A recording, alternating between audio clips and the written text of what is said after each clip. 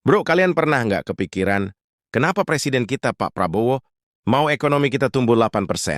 Tapi kok rasanya hidup kita masih gini-gini aja? Dan yang di bawah makin-makin sesak mencekik?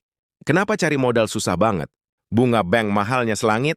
Dan UMKM kayak jalan di tempat aja, di situ-situ aja. Dan ternyata ada skandal terkuak Neo yang lagi disembunyiin darimu di saat pemerintah mau gaspol bank setan di Indonesia, malah narik rem tangan mereka. Numpuk uang pajak kamu di langit biar dapat bunga instan tanpa perlu kerja. Tahu nggak kenapa? Ekonomi nasional Vietnam bisa secepat itu, bahkan menyalip kita. Karena di sana bunga bank cuma 1%. Bayangkan cuma 1% bunganya. Bagi setiap pinjaman ke bank untuk modal usaha, itu udah sangat menguntungkan bagi para usaha. Untuk meningkatkan usahanya, nah di sini, di negara Konoha, justru kamu dicekik 13%. Cuma buat memperkaya para banker pemalas, yang hobi parkir duit rakyat. Hari ini kita bongkar siapa pengkhianat di balik layar yang lagi ngerjain Prabowo. Habis-habisan tonton sampai habis. Atau kamu bakal selamanya jadi sapi perah sistem ini. Pernah nggak kamu bayangin Indonesia jadi negara yang benar-benar makmur, di mana cari kerja gampang dan bisnis lokal lagi maju sekencang-kencangnya? Nah itulah yang lagi dikejar sama presiden kita. Bapak Prabowo, beliau punya mimpi besar. Ekonomi kita harus tumbuh 8%.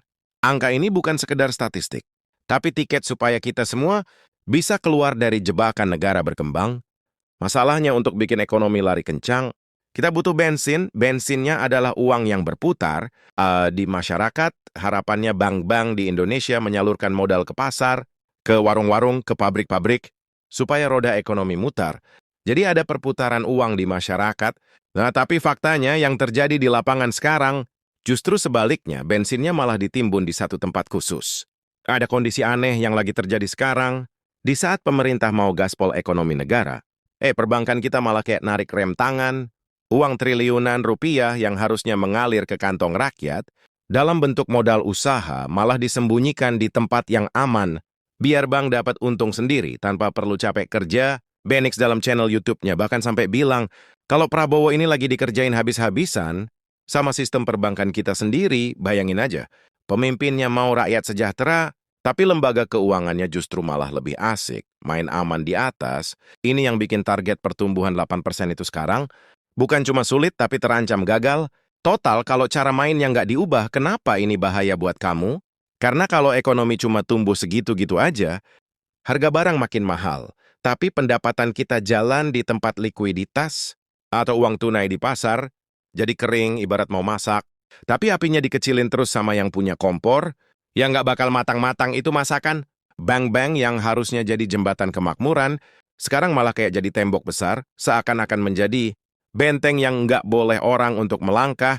Mereka lebih suka dapat bunga kecil, tapi pasti dari bank sentral, daripada ngambil risiko kasih pinjaman ke UMKM atau pengusaha lokal. Ya secara logika bisnis mereka memang untung, tapi secara nasional mereka lagi mengkhianati pertumbuhan ekonomi negara kita.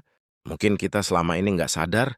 Kita kira ekonomi sulit itu karena faktor global aja, padahal ada ketidaksinkronan kebijakan di dalam negeri sendiri, antara pemerintah yang mau ekspansi, habis-habisan dengan sistem bank yang justru menutup keran uangnya rapat-rapat demi keamanan bisnis mereka sendiri.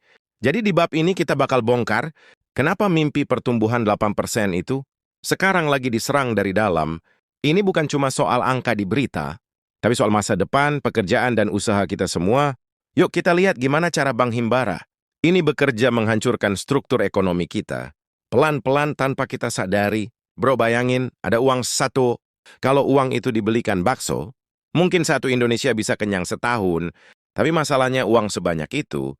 Sekarang lagi tidur siang bro Menteri Purbaya.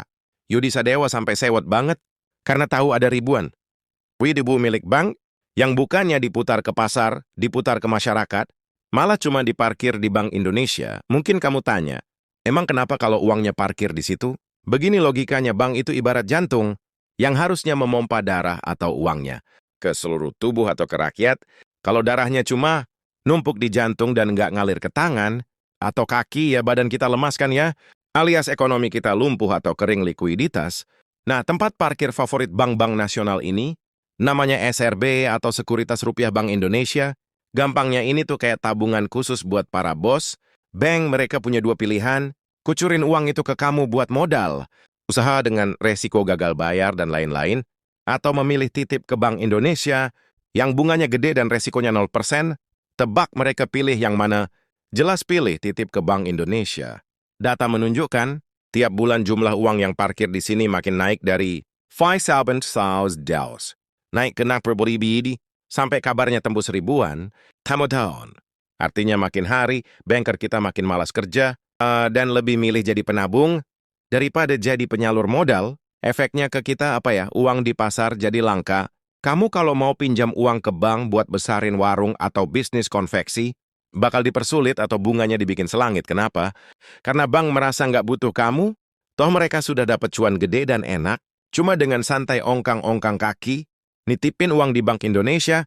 Bapak Purbaya Yudi Sadewa itu marah, karena beliau sudah berusaha narik uang dari pusat, buat ditaruh di bank-bank pemerintah atau himbara, supaya bisa dipinjamkan ke rakyat. Ternyata bank-bank ini malah nakal, bro. Uang yang dikasih pemerintah bukannya dikasih ke pengsias untuk menggerakkan ekonomi masyarakat, justru malah dibalikin lagi ke atas, ke Bank Indonesia, buat cari bunga secara instan dan simple. Benix di channel YouTube-nya juga menyebut ini sebagai tindakan yang jahat secara sistem. Karena apa? Karena uang yang mereka pakai, itu sebagian besar adalah uang pajak kita, uang tabungan kita, harusnya uang itu balik ke kita dalam bentuk pinjaman yang murah buat mutar ekonomi, tapi malah dipakai buat memperkaya diri mereka sendiri di level elit. Jadi sekarang kamu paham kan kenapa ekonomi rasanya berat banget di bawah ya? Karena darahnya disedot ke atas. Uang nol itu angka yang sangat besar, dan kalau itu tetap diparkir di sana, jangan harap bisnis kecil masyarakat bisa tumbuh. Di bab selanjutnya, kita bakal bongkar kenapa banker ini lebih milih jadi pemalas daripada bantu rakyat, bro. Pernah nggak kamu kepikiran kenapa banker atau bos-bos bank itu penampilannya necis tapi geraknya lambat banget buat bantu rakyat? Nah, di sini masalahnya, ada mentalitas pemalas yang lagi menjangkiti perbankan. Kita bukannya semangat cari pengusaha buat dikasih modal. Mereka malah asik duduk manis di kantor, bereci sambil nunggu setoran bunga dari pemerintah. Logikanya simple banget. Kalau mereka kasih pinjaman ke kamu atau ke pedagang, pasar mereka harus kerja keras. Mereka harus survei lokasi, cek pembukuan kamu, sampai analisis risiko ini. Orang bakal bayar nggak ya? Ada tenaga waktu dan pikiran yang harus mereka keluarkan dari situ. Kalau kreditnya macet, mereka pusing 7 keliling. Tapi bandingkan kalau mereka naruh uang itu di Bank Indonesia atau beli SBN, surat berharga negara, mereka tinggal klik satu tombol di komputer, triliunan rupiah pindah, dan mereka tinggal tunggu bunga masuk. Risikonya 0% karena yang menjamin adalah negara, nggak perlu survei, nggak perlu tukang tagih. Duit datang sendiri, simple, efisien, dan tentunya tetap cuan besar. Benix kasih hitungan yang bikin melongo, dengan bunga sekitar 4,7% sampai 5,4%. Kalau bank naruh Sri di Diwam aja mereka bisa dapat untung sekitar 50 as botsu. Cuma dengan ongkang-ongkang kaki, bayangin factadio peta. Dapat tanpa perlu keluar keringat, tanpa perlu mikirin UMKM yang lagi megap-megap butuh modal. Makanya jangan heran kalau banker kita nggak punya motivasi buat nyelamatin ekonomi bangsa. Buat mereka, peduli setan, rakyat tambah miskin, atau bisnis kecil gulung tikar, yang penting bagi mereka adalah laporan keuangan. Banknya biru, profitnya gede, dan bonus buat para bosnya cair terus tiap tahun. Ini yang bikin kita ngeri, bro. Mereka nggak lagi menjalankan fungsi bank yang sebenarnya sebagai penggerak ekonomi.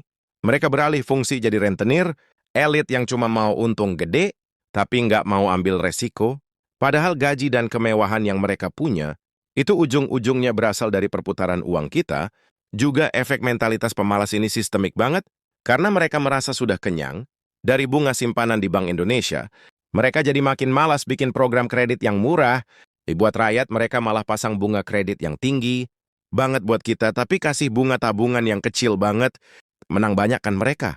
Jadi di bab ini kita bisa lihat, kalau musuh ekonomi kita bukan cuma faktor luar, tapi juga mentalitas.